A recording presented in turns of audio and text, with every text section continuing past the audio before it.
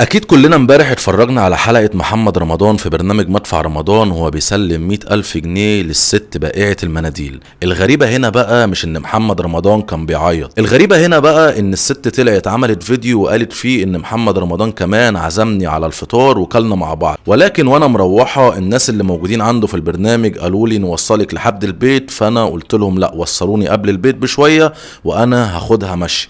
إذا فجأة وهي ماشية لحد البيت طلع عليها شخص بتقول ان هو كان مراقبها لحد ما جت من عند محمد رمضان وخد منها ال100,000 جنيه. انا عن نفسي لما شفت الفيديو ما صدقتش، حاسس ان الست دي بتحور. انا هسيب لكم الفيديو دلوقتي وبرضه قولوا لي رايكم في الكومنتات. سلام.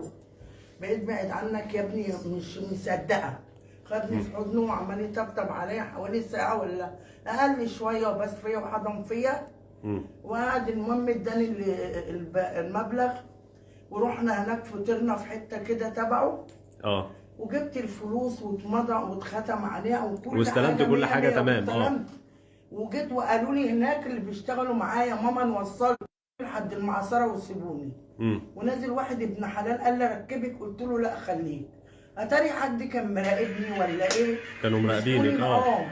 مسكوني بقى ناس انا ما اعرفهمش خالص، انا وبنتي. كانت بنتك معاكي؟ كانت معايا ومعايا الواد الصغير. هو جوز اختك اسمه ابنها اسمه ايه؟